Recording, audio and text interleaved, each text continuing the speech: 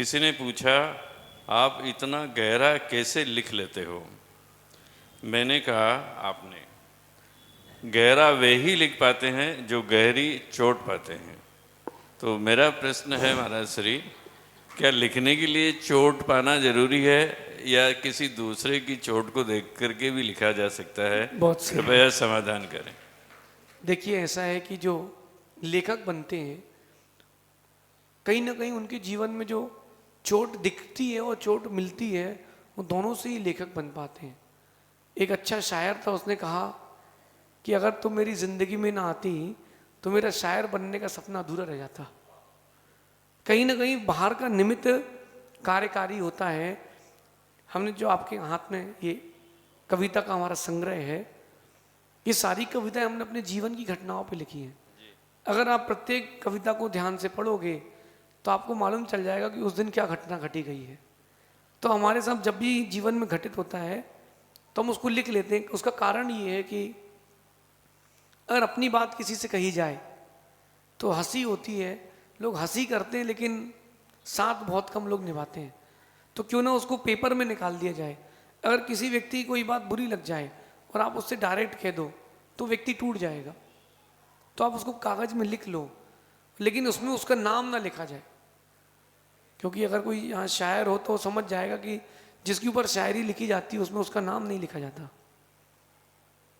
तो ये गहरी चोट देख करके भी और गहरी चोट खा करके भी हमारा पुण्य बहुत तेज है कि हमको चोट भी मिली है, देखने भी और खाने भी। तो ये पुण्य तेज है, क्योंकि जिस व्यक्ति को जितनी तेज ठोकर लगती है वो उतना तेज आगे गिरता है, और वो संभल गया तो उतनी तेज आगे जाता है। तो जो चोटें जीवन में मिली हैं तो उन सब का उपयोग करते, जैसे हमको तो बहुत मिले हैं। एक बार हम और श्रेयस सागर जी चल रहे थे तो हमने उनसे कहा कि देखना जरा पीछे कुछ है, उसको निकालो। तो कहते क्या हो गया, क्या हो गया? मैंने कहा आज एक और खंजर घोंपा गया मेरी पीठ में, लेकिन मैं हैरान इस बात पर मैं हूं कि उसको जगह कहाँ मिली। तो ऐसे लोग जीवन में मिलेंगे, क्योंकि जब अपना व्यक्तित्व ऊपर जाने वाला होता है सभी प्रकार के लोग मिलते हैं। लिखने के लिए यही कला है।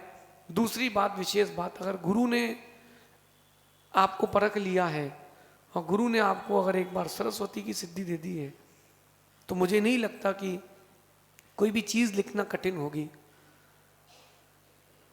लिखना तो वो कला है कि जो बाहर के चित्र दिख रहे हैं उनको लिखना तो चित्रकारी है, पेंटिंग है। जो अंदर आपके चित्र चल रहा है उसको बाहर लिखना वो चित्रकारी है। ये ऐसा चित्रकारी आप भी कर सकते हो, इसमें कोई विकल्प नहीं है। और जिस दिन आप इस चित्रकारी में, अंदर के शब्दों की चित्रकारी में, जितना जीवन में आपके जो कुछ भी घटित हुआ है उसको लिख दोगे, उससे सुंदर पंक्ति कोई नहीं होगी।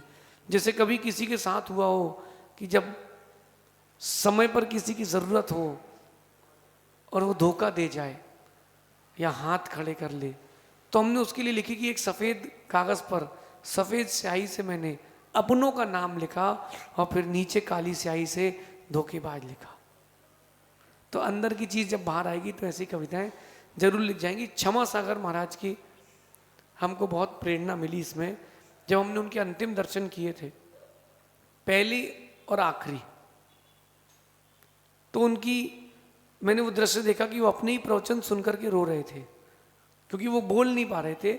स्टेज पर बैठे थे, उनके प्रवचन चल रहे थे, जबलपुर की बात है, गढ़ा मंदिर की। तो मैंने उनको देख करके मुझे लगा कि इनके पास वो विद्या थी कि जिसका नाम था पूरे विश्व में, लेकिन आज वो अपनी विद्या का उपयोग नहीं कर पा रहे हैं। चलो मैं इनकी विद्या का प्रयोग करता हूँ। मैंने जितनी कविताएं लिखी हैं मैंने ये मान के लिखी कि वो मेरे पाटे पर बैठे हैं और वो कह रहे हैं कि अब ये लिख, अब वो लिख, ऐसा मान करके मैंने सारी कविताएं लिखी, ऐसा सब।